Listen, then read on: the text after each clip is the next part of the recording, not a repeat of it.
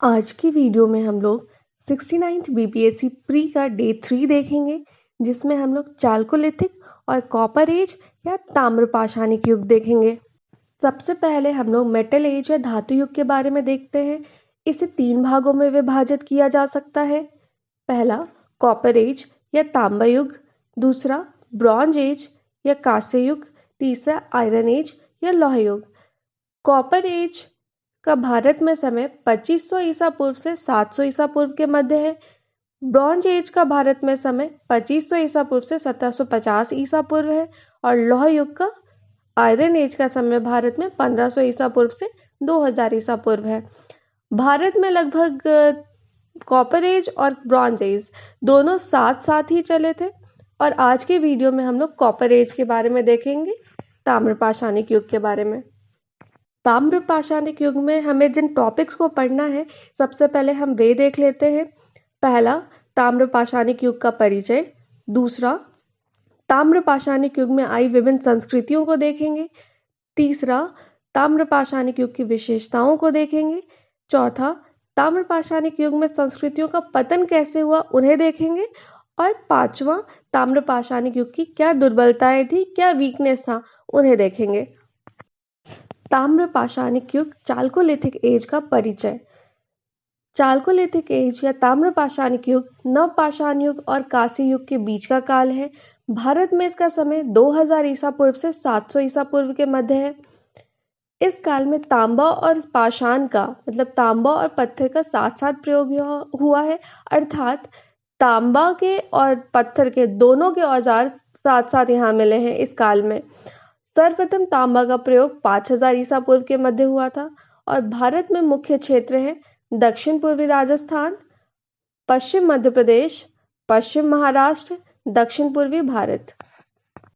भारत में ताम्र पाषाणिक संस्कृतियां, सबसे पहले अगर दक्षिण पूर्वी राजस्थान की बात की जाए तो वहां आहर और गिलुंद संस्कृतियां देखने को मिलती है।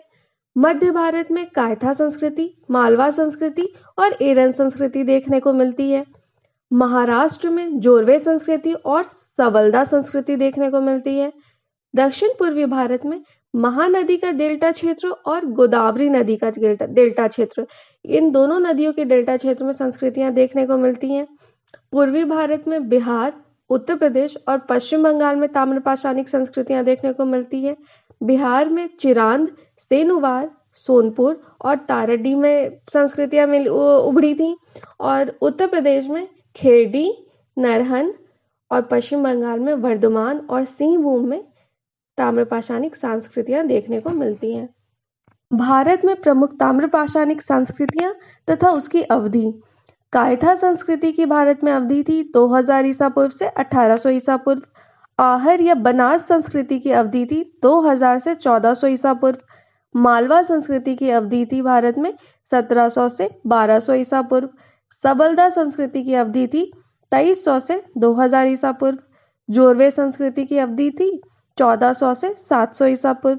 प्रभास संस्कृति की भारत में अवधि थी 2000 से 1400 ईसा पूर्व और रंगपुर संस्कृति की अवधि थी भारत में 1700 से 1400 ईसा पूर्व। अगर आहर संस्कृति की बात की जाए तो आहर बनास नदी के किनारे एक छोटा सा गांव था, जिसके आस पड़ोस में उभरे सभी गांव, सभी बस्तियों को आहर संस्कृति का नाम दिया गया। आहर का प्राचीन नाम तांबावती था, मतलब तांबा वाली जगह। यहाँ पे सूक्ष्म पाषाण औजार के साथ साथ पत्थर की कुल्हाड़ी या फलकों का अभाव मिलता है, मतलब यहाँ सिर्फ और सिर्फ तांबे के ही औजार या हथियार या जितने भी सामान थे वो मिले हैं। यहाँ पे तांबे की सपाट कुल्हाड़ियाँ मिली हैं, तांबे की चूड़ियाँ, चादर, कांसे की भी एक चादर मिली है और यहाँ के लोग शुरू से ही धातु कर्म को जानते थे। आहर संस्कृति में ही गिलुंद नामक एक छोटा सा जगह था, एक स्थानीय बस्ती थी जो कि वहाँ का मुख्य केंद्र था और यहाँ से तांबे के टुकड़े मिले हैं और प्रस्तर फलक उद्योग भी पाया गया है। आहर संस्कृति में छोटी छोटी बस्तियां थीं, परंतु आहर और गिलुंद लगभग 4 हेक्टेयर क्षेत्र में फैले हुए बड़े क्षेत्र थे। अगर जोरवे संस्कृति की बात की जाए तो इसके महत्वपूर्ण स्थल थे अहमदनगर जिले में जोरवे, नेवासा, दैमाबाद और पुणे जिले में इसके महत्वपूर्ण स्थल थे चंदौली, सोनगांव, इनामगांव, प्रकाश और नासिक। यहाँ की भी बस्तियां, यहाँ की जो संस्कृति थी वो ग्रामीण थी, फिर भी कई बस्ती जैसे दैमाबाद है, इनाम गांव है, नगरीकरण के स्तर पर पहुंच सी गई थी। इसका क्षेत्र विदर्भ के कुछ भाग तथा कोंकण के तट प्रदेश को छोड़कर पूरे महाराष्ट्र में फैली थी। सभी पुरास्थल काली भूरी मिट्टी वाले अर्धशुष्क क्षेत्रों में है, परंतु नवदा टोली पुरास्थल जो है वो नर्मदा के तट पर स्थित है। अब हम लोग ताम्र पाषाणिक संस्कृतियों की विशेषताएं देखेंगे, मतलब हम लोग main feature of Chalcolithic cultures देखेंगे, जिसमें हम लोग इनका मुख्य क्षेत्र, इनकी बस्तियां, इनकी सामाजिक व्यवस्था, इनके मृदभांड, इनका कृषि एवं पशुपालन किस तरह होता था, कला एवं शिल्प, औजार एवं हथियार, धार्मिक व्यवस्था, अंत्येष्टि संस्कार, इन सबको देखेंगे। सबसे पहले इनके मुख्य क्षेत्र या लोकेशन की बात की जाए तो जलोढ़ मिट्टी वाले मैदानों और घने जंगलों को छोड़कर प्राय देश भर में ये विस्तृत थे। अगर मुख्य क्षेत्र की बात की जाए तो राजस्थान में आहर, गिलुंड, गणेश्वर, मध्य प्रदेश में मालवा, एरन, कायथा, महाराष्ट्र के अहमदनगर जिले में जोड़वे, नेवासा, दायमाबाद, पुणे जिले में सोनगांव, चंदौली, इनामगांव, प्रकाश, नासिक, बिहार में चिरांद, सोनपुर, सेनुवार, ताराडी, उत्तर प्रदेश में खेड़ी, नरहन, पश्चिम बंगाल में वर्धमान और वीरभूम मुख्य जगह थे। ताम्र पाषाणिक बस्तियां, ये बस्तियां प्रायः ग्रामीण थी, परंतु इनामगांव व दैमाबाद में नगरीकरण का आभास दिखता है। इनका निर्माण प्रायः नदी तटों एवं पहाड़ियों के निकट किया जाता था। पक्की ईंटों का प्रचलन उस समय नहीं था, फिर भी कहीं कहीं पक्की ईंटों का प्रयोग हुआ है। ज्यादातर घर मिट्टी के होते थे जिन पर छप्पर दे दिए जाते थे। गिलुंद में लोग अपना घर कच्ची ईंटों से बनाते, पर अधिकतर घर गीली मिट्टी थोप कर बनाए जाते थे और जिन पर छप्पर दे दी जाती थी। आहर में लोग पत्थर के घरों में रहते थे। दैमाबाद पत्थर और मलबे के बुर्जों वाली कच्ची दीवार से घेर करके गढ़ जैसा घर बनाया जाता था। और इनाम गांव में आरंभिक अवस्था की बात की जाए तो उसमें चूल्हे सहित बड़े बड़े कच्ची मिट्टी के मकान और गोलाकार गड्ढे वाले मकान मिले हैं। लेकिन बाद की अवस्था की बात की जाए तो 5 कमरों वाला एक मकान मिला है, जिसमें 4 कमरे आयताकार है और 1 कमरा वृत्ताकार है। मध्य प्रदेश में कायथा और एरन तथा पश्चिम महाराष्ट्र में इनाम गांव में बस्तियां किलेबंद थीं। सबसे पहले बड़े बड़े गांव इन्हीं संस्कृतियों में बसाए गए थे। सबसे प्राचीन बस्ती थी मालवा, कायथा और एरन, और सबसे नई बस्ती थी बिहार और पश्चिम बंगाल की। अगर आपको वीडियो अच्छा लग रहा है तो वीडियो को लास्ट तक देखें और चैनल को सब्सक्राइब जरूर करें। ताम्र पाषाणिक युग में सामाजिक व्यवस्था, समाज में असमानता आरंभ हो चुकी थी। जोरवे संस्कृति में एक तरह का निवासगत अधिक्रम दिखाई देता है, अर्थात ऊंच नीच देखने को मिलती है। कुछ बस्तियां 20 हेक्टेयर तक बड़ी तथा कुछ केवल 5 हेक्टेयर तक या उससे छोटी होती थी, जिससे द्विस्तरीय निवास का आभास मिलता है। बड़ी और छोटी दोनों तरह की बस्तियों में सरदार और उनके नातेदार आयताकार मकानों में रहते थे और गोल झोपड़ियों में रहने वाले पर प्रभुत्व रखते थे। इनाम गांव में शिल्पी या पंसारी लोग पश्चिम छोर पर रहते थे, जबकि सरदार प्रायः केंद्र स्थल में रहता था। इससे निवासियों के बीच सामाजिक दूरी जाहिर होती है। चंदौली और नेवासा बस्तियों में कुछ बच्चों के गलों में तांबे के मनकों का हार पहनाकर उन्हें दफनाया गया है, जबकि अन्य बच्चों की कब्रों में सामान के तौर पर कुछ बर्तन मात्र हैं। कायथा के एक घर में तांबे के 29 कंगन और 2 अद्वितीय ढंग की कुल्हाड़ियां पाई गई हैं। साथ ही स्टेटाइट और कर्नेलियन जैसे कीमती पत्थर की गोलियों के हार पात्रों में जमा पाए गए हैं, जिससे स्पष्ट होता है कि जिनके पास ये वस्तुएं थीं वे धनी थे। ये सामाजिक असमानता को प्रदर्शित करते हैं। बर्तन में ताम्र पाषाणिक युग में थाली, कटोरे और लोटे का उपयोग होता था। खान पान में वे गोमांस खाते थे, लेकिन सुअर का मांस नहीं खाते थे। पश्चिम भारत में पशु का मांस अधिक खाया जाता था और पूर्वी भारत में मुख्य आहार मछली और चावल था। रहन सहन में अगर बात की जाए तो वस्त्र पहनने का प्रचलन शुरू हो चुका था। कपास, सन और सेमल की रुई से बने धागों के वस्त्र प्रचलन में थे। ताम्र पाषाणिक युग के मृदभांड या चालकोलिथिक एज की पॉटरी। चित्रित मृदभांड का सर्वप्रथम प्रयोग ताम्र पाषाणिक युग में ही हुआ। यहाँ दो तरह के मृदभांडों का प्रचलन था।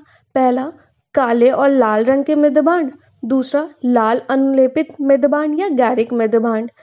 काले और लाल रंग के मृदभांड में सफेद रैखिक आकृतियां चित्रित की जाती थी, जो कि राजस्थान, मध्य प्रदेश, महाराष्ट्र, बिहार और पश्चिम बंगाल से मिलते हैं। राजस्थान, मध्य प्रदेश और महाराष्ट्र में चित्रित मृदभांड का प्रचलन था, लेकिन बिहार और पश्चिम बंगाल में चित्रित मृदभांड का प्रयोग बहुत ही कम मात्रा में हुआ। लाल अनुलेपित मृदभांड या गैरिक मृदभांड में यह मुख्यतः कलश के शक्लों में काले रंग से रंगा मृदभांड था। इसका क्षेत्र गणेश्वर, राजस्थान था। मृदभांडों का उपयोग खाना पकाने, खाना खाने, पानी पीने और सामान रखने के लिए किया जाता था, और अभी तक के खनन से उत्कृष्टतम मृदभांड मालवा से प्राप्त हुए हैं।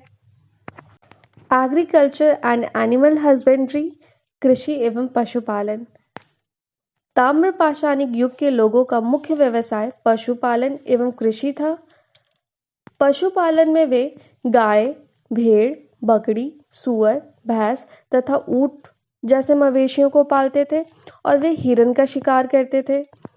कृषि में वे गेहूं, चावल, दाल, जौ, रागी, बाजरा, बेर, अलसी और कपास की खेती करते थे, जिसमें दाल में वे मसूर, उड़द, मूंग और मटर को उगाते थे। पूर्वी भारत और दक्षिण भारत में चावल बहुतायत में उपजाया जाता था। पश्चिम भारत में जौ, गेहूं और मूंग की खेती की जाती थी। दक्कन की काली मिट्टी में कपास की खेती होती थी, और निचले दक्कन में रागी, बाजरा और अन्य फसलों की भी खेती की जाती थी। पूर्वी भारत के बिहार और पश्चिम बंगाल में मछली पकड़ने के कांटे प्राप्त हुए हैं, जिससे पता चलता है कि मछली पकड़ना वहां का एक व्यवसाय भी था। सभी अनाजों के साक्ष्य महाराष्ट्र के नवदातोली से प्राप्त हुए हैं। आर्ट एंड क्राफ्ट, कला एवं शिल्प। ताम्र पाषाणिक युग के लोगों को तांबे को पिघलाने की कला का ज्ञान था। उन्हें तांबे के शिल्पकर्म में दक्षता प्राप्त थी।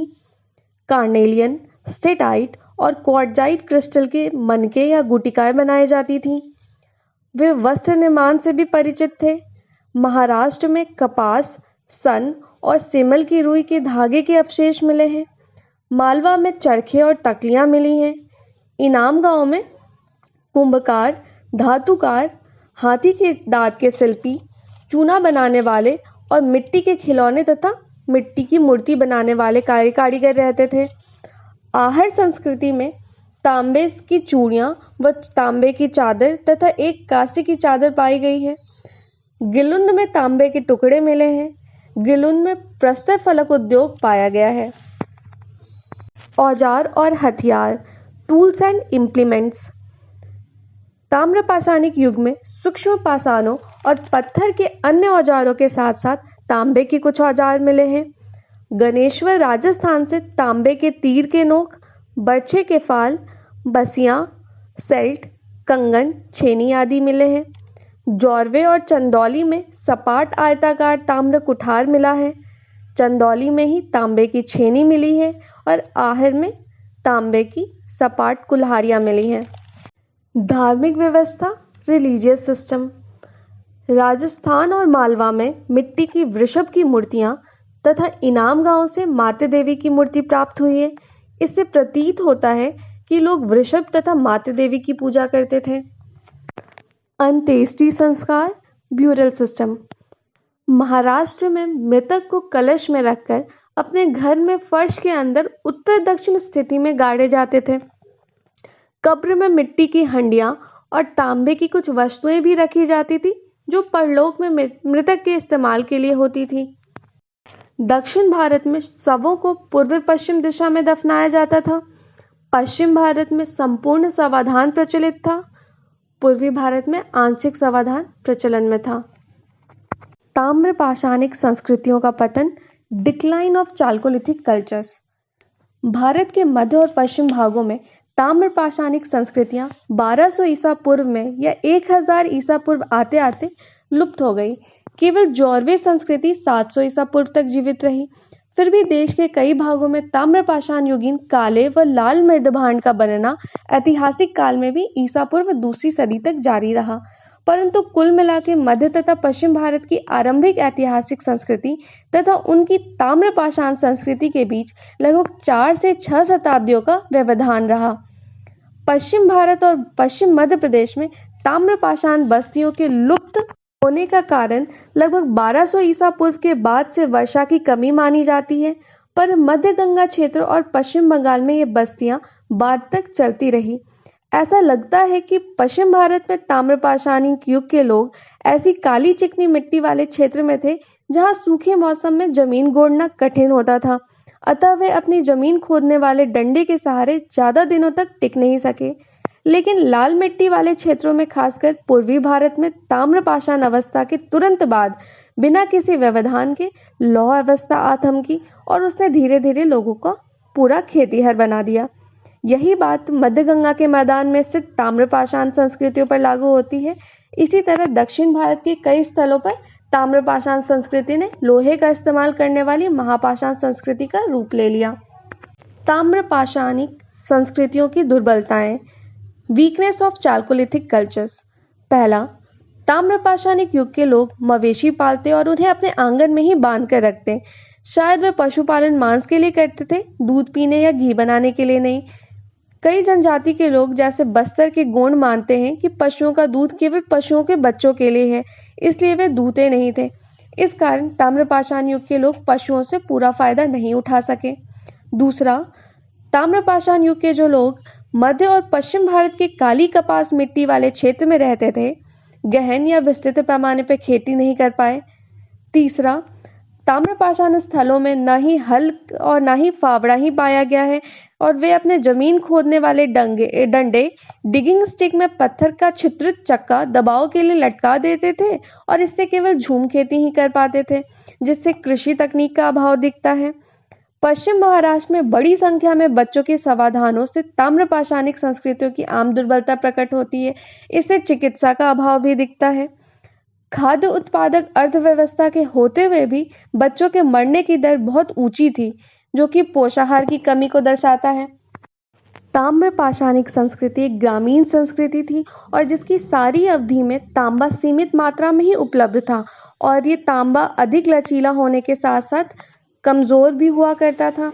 लेकिन ये लोग तांबा में टीन को मिश्रित करके कांसा बनाना नहीं जानते थे, जिससे कि तांबे को अधिक मजबूती और उसकी उपयोगिता में बढ़ोतरी हो जाती, जिससे कि प्रौद्योगिकी का अभाव देखने को मिलता है। इस पूरी संस्कृति में लेखन कला विकसित नहीं थी। लेखन कला के बारे में ये लोग नहीं जानते थे। ये सभ्यता ग्रामीण सभ्यता ही रहेगी, जबकि कांस्य युगीन सिंधु घाटी सभ्यता के लोग नगरवासी हो गए थे, तो जो कि इसकी दुर्बलताओं को प्रदर्शित करता है। इस वीडियो में अगर कहीं डाउट हो तो आप कमेंट करें, मैं उसका जवाब ज़रूर दूंगी। नेक्स्ट वीडियो आप किस टॉपिक पे देखना चाहते हैं वो कमेंट करके मुझे बताएं। मेरे अगले वीडियो के नोटिफिकेशन के लिए चैनल को सब्सक्राइब करें और वीडियो अच्छा लगता है तो वीडियो को लाइक ज़रूर करें। धन्यवाद।